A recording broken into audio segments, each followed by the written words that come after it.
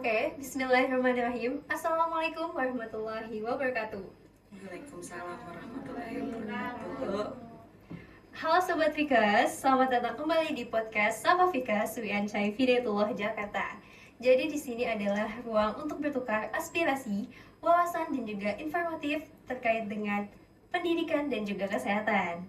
Nah, teman-teman, izinkan saya untuk memperkenalkan diri terlebih dahulu. Saya di sini Alisa dari PSIK 24 yang akan menemani podcast kita di episode kali ini.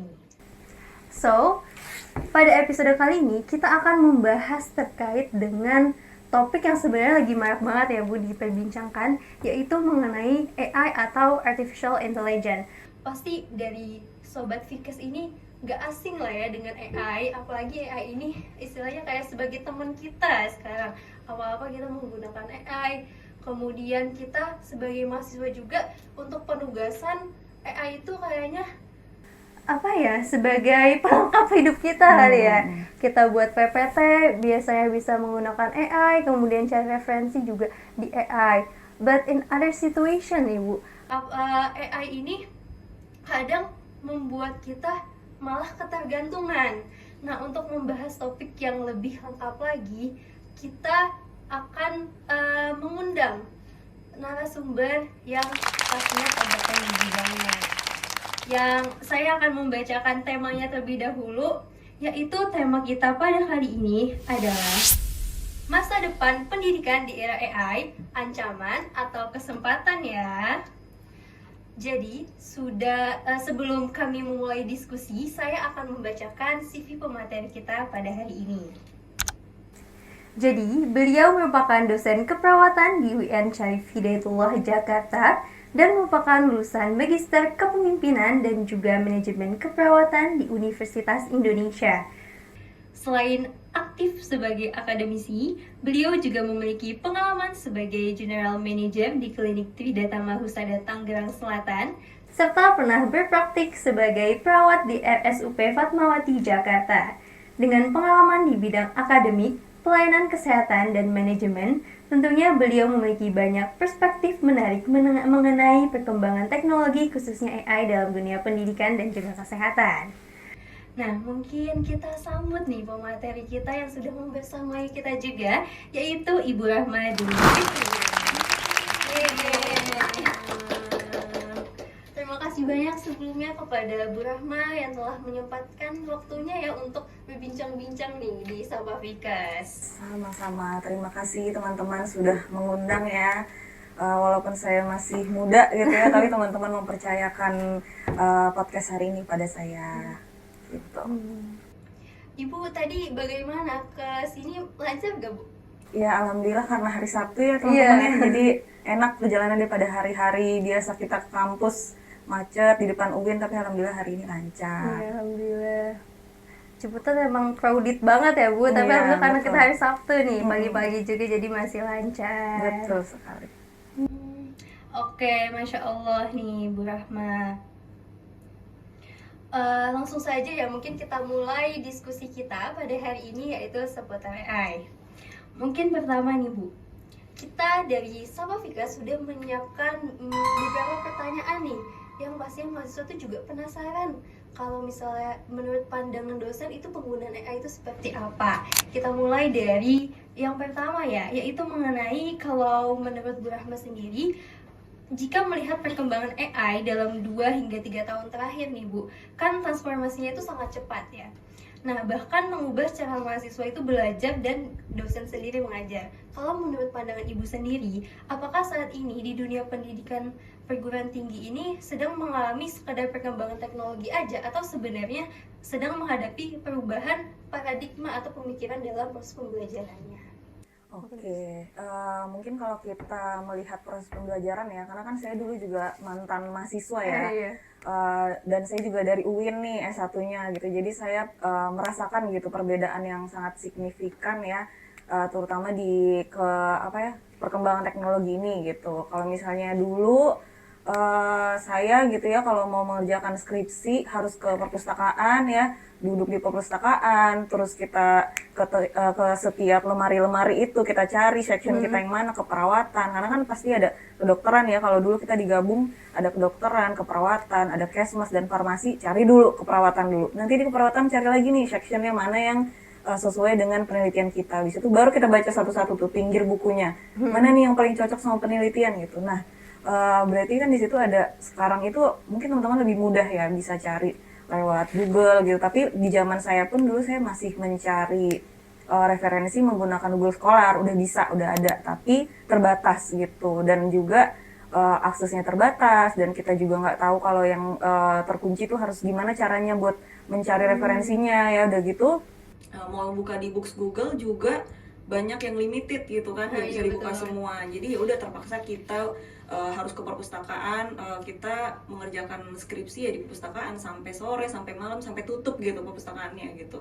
Nah kalau zaman sekarang teman-teman bisa lebih mudah nih, di Google udah lengkap, jadi gitu sekarang ada AI tadi gitu, dan AI ini jujur saya baru banget pakai AI itu kayaknya 2025. Mungkin kalau teman-teman udah sebelum itu ya, karena saya kan kalau generasi saya itu berpikirnya tuh kayaknya AI ini terlalu gampang deh, nanti takutnya saya nggak mikir gitu. Jadi kayaknya saya terlalu takut gitu untuk pakai AI, takut terlalu ketergantungan. Ternyata saya butuh kan, ternyata di 2025 kemarin itu butuh untuk mengerjakan beberapa tugas karena udah buntu nih, udah nggak dapet untuk menjawabnya gimana lagi ya. Ternyata teman-teman saya pakai AI kan, akhirnya disarankan pakai AI. Ternyata AI ini sangat memudahkan, dan wah enak banget ya anak-anak sekarang gitu. Teknologinya udah canggih, lebih mudah gitu. Jadi udah gak ada alasan lagi nih telat-telat tugas, ya enggak sih?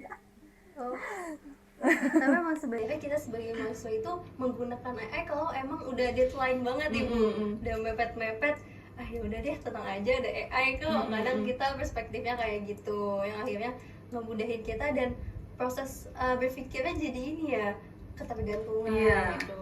Betul, karena kan sebenarnya balik lagi ke individu masing-masing ya, ada juga yang pengen cepat gitu, apalagi kalau ngerjainnya SKS sistem ngebut semalam, jadinya ngerjainnya pasti mau nggak mau pakai AI gitu. Tapi balik lagi kalau misalnya kita udah berusaha untuk mencoba tanpa AI dulu gitu ya, cari dulu di Google Scholar ya, di berbagai buku, di Books Google misalnya, pasti ada usaha dulu gitu, baru nanti bisa tanya AI. Sebenarnya sih enak sih anak sekarang ya, kalau dibilang dari zaman saya dulu ya pasti lebih enak sekarang gitu. Sama sebenarnya kalau kita melihat AI itu sama nggak sih kayak kalkulator gitu ya.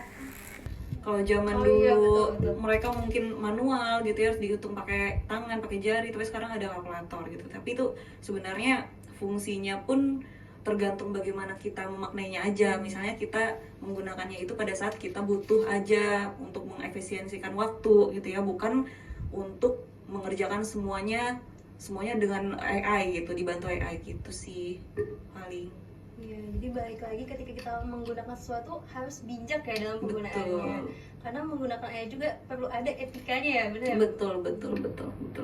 Oke, mungkin lanjut ke pertanyaan selanjutnya nih Bu. Kan akhir-akhir ini banyak muncul istilah kalau misalnya AI itu nggak akan menggantikan manusia, tapi manusia yang mampu menggunakan AI akan menggantikan manusia yang tidak mampu menggunakannya. Nah, kalau menurut Ibu sendiri, Ibu setuju tidak dengan pertanyaan tersebut? Dan apa sih implikasinya bagi kita mahasiswa kesehatan?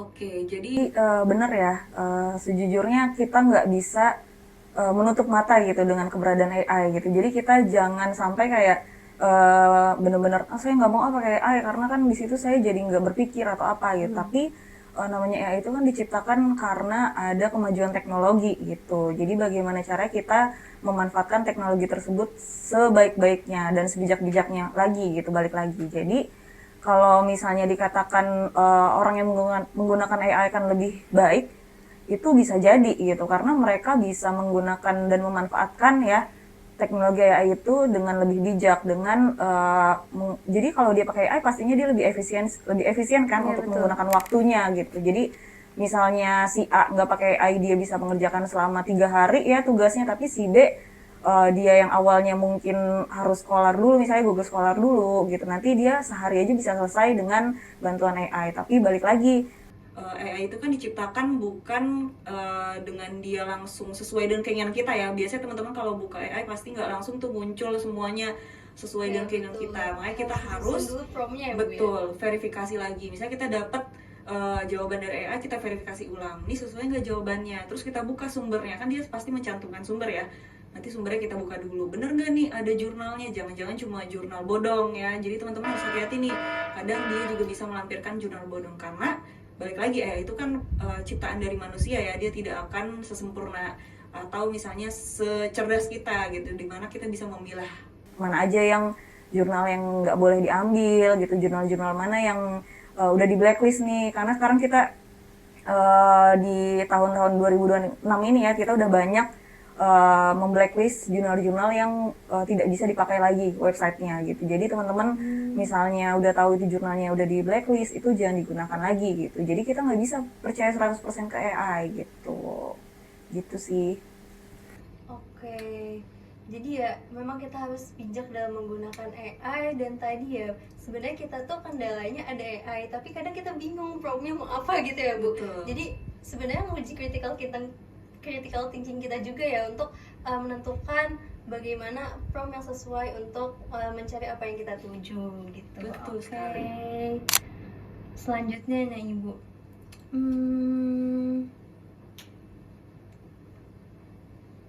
Kan salah satu tujuan dari pendidikan tinggi itu adalah membentuk kemampuan dalam berpikir kritis. Nah, tapi dengan hadirnya AI ini, dia bisa ngasih jawaban secara instan. Nah, kalau menurut Ibu sendiri, melihat ada tidak risiko menurunnya kemampuan analisis dari mahasiswa? Tentunya ada ya, pasti. Karena mahasiswa kesehatan itu kan dituntut untuk berpikir kritis ya, karena pasti teman-teman akan menemukan berbagai kasus di lapangan yang nggak bisa dijawab dengan AI gitu. Misalnya teman-teman coba aja tuh masukin kasusnya ke AI, pasti jawabannya nggak sesuai dengan kita harapkan. Karena yang paling tahu kondisi di sekitar kita, kondisi di Indonesia, atau kondisi di tempat kalian praktik itu adalah kalian sendiri gitu. Jadi kalau misalnya kalian terlalu bergantung dan kalian nggak mencoba untuk berusaha dulu gitu ya, tanpa bergantung pada AI tadi ya, misalnya teman-teman langsung aja udahlah tuangkan kasusnya kepada AI, suruh dia analisis gitu ya, sampai semuanya jawabannya kalian langsung copy paste tanpa kalian baca dulu gitu. Itu pasti akan mengurangi kemampuan berpikir kritis mahasiswa gitu, karena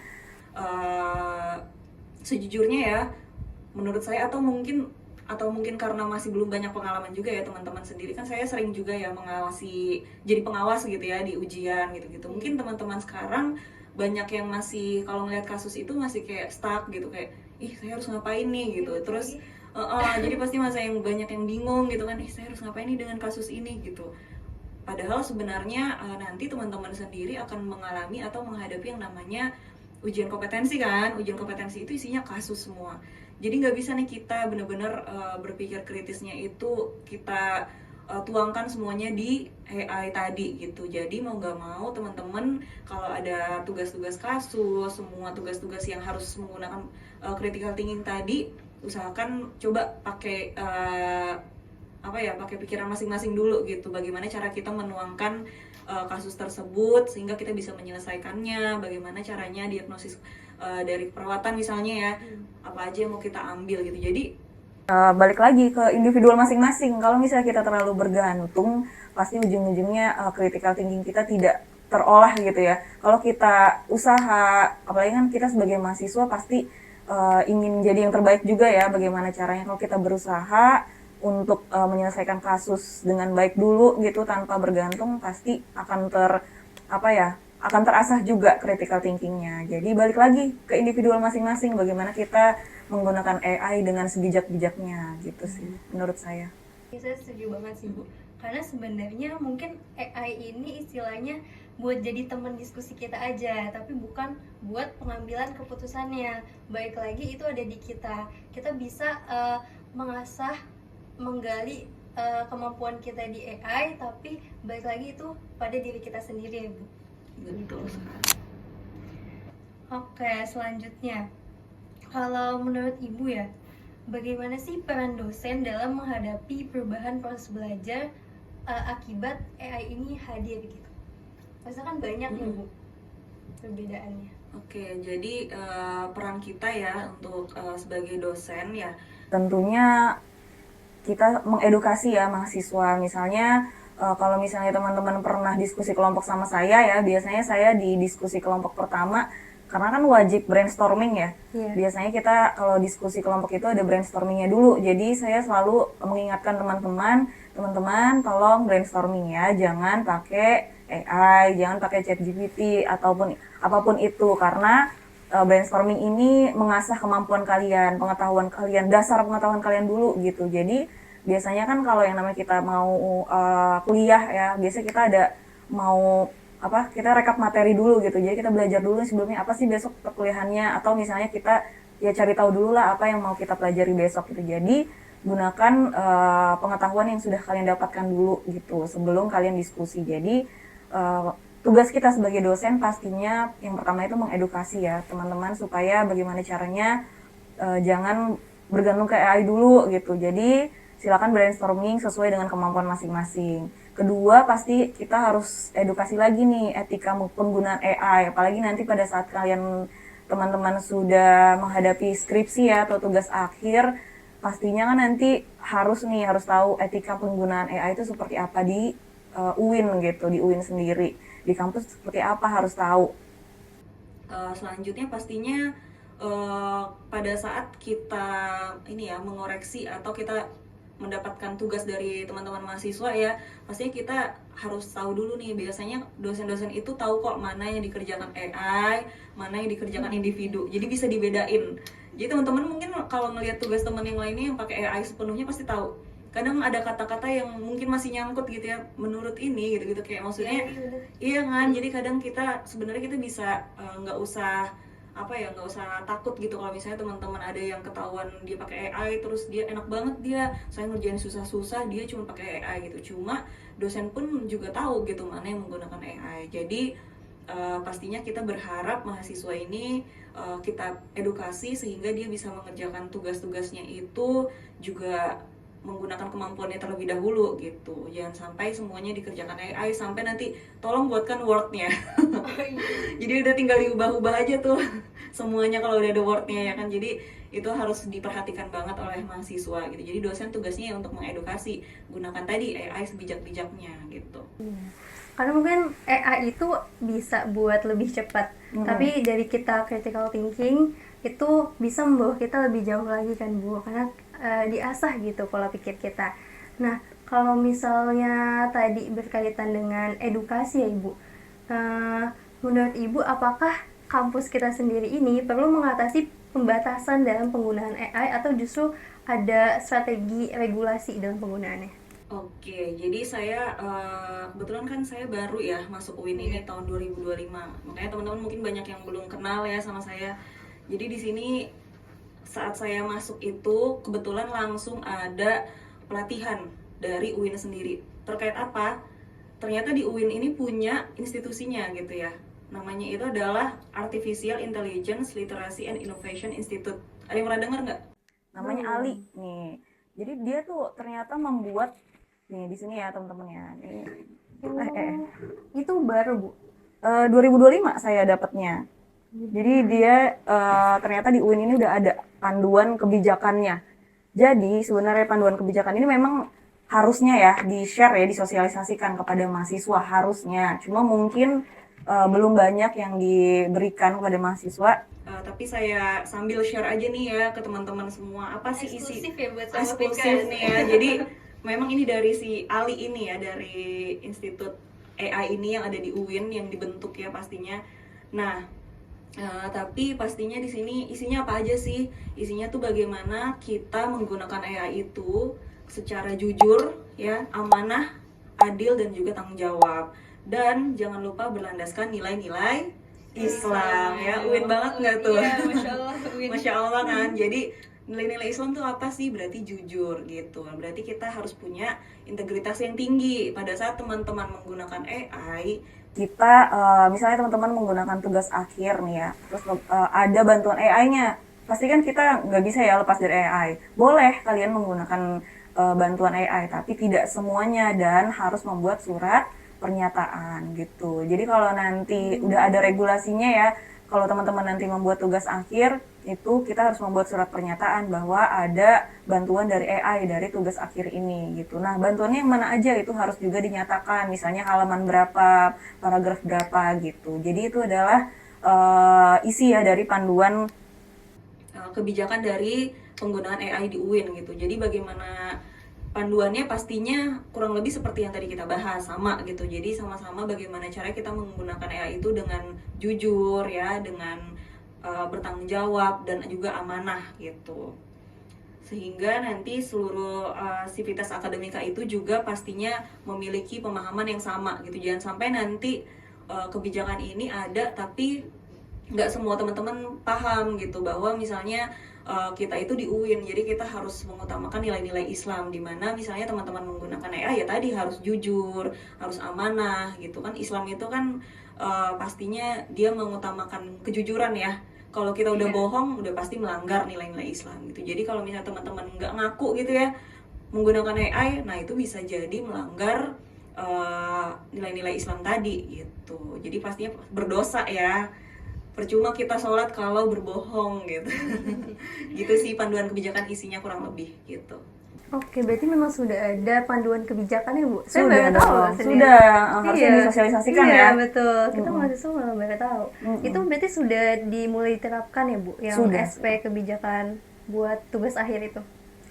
Sebenarnya sih kayaknya belum ke seluruh fakultas ya menurut saya, karena kemarin saya juga sempat ini ya menguji mahasiswa skripsi juga, dan itu belum ada surat pernyataan tersebut gitu. Jadi belum ada deskripsinya gitu. Padahal sudah disosialisasikan di tahun 2025, tapi belum ada 2026 ini mahasiswa yang menggunakan surat pernyataan itu. Jadi semoga ya kedepannya segera disosialisasikan sehingga teman-teman juga bisa aman nih, nggak ada yang takut-takut menggunakan AI, tapi kita menggunakan dengan bijak dan juga harus jujur, mana aja nih yang pakai AI gitu. Gitu sih paling. Tapi kadang tuh saya misalnya mengecek plagiarisme ya, kan kalau misalnya Turnitin dan lain sebagainya itu berbiaya ya. Terus pernah waktu pas maba itu ada dikasih tahu ada fasilitas kampus yang bisa ngecek AI, tapi saya belum pernah coba. Kalau dari Ibu sendiri udah pernah coba belum? Sejujurnya ya, fasilitas Turnitin dan juga cek AI tadi itu ya saya nggak pernah menggunakan. Kenapa? Karena aksesnya di sini agak sulit. Saya aja sulit gitu ya, gimana mahasiswa. Jadi saya menggunakan Turnitin pun berbayar sendiri di internet, karena kan banyak ya sekarang udah tinggal bayar 5.000 ya. Betul. Terus yang agak advance sedikit itu 30.000 gitu. Misalnya kita mau menggunakan filter apa gitu tuh bisa beberapa. Jadi saya menggunakan sendiri aja gitu, yang saya cari sendiri, daripada saya menggunakan fasilitas yang agak ribet birokrasinya gitu. Jadi kalau untuk cek AI itu ya sebenarnya untuk pemeriksaan AI itu yang ada di internet nggak selalu akurat gitu. Karena mungkin kadang kita translate dari bahasa Inggris ke bahasa Indonesia. Nah, yang namanya kita pakai Google Translator itu dia pasti kata-katanya mirip AI gitu. Jadi biasanya dia deteksinya kayak AI-nya itu gara-gara kita menggunakan translator gitu. Jadi kalau dosen sendiri atau misalnya saya mau publikasi, biasanya yang tetap yang paling dicek itu hanya plagiarismenya aja.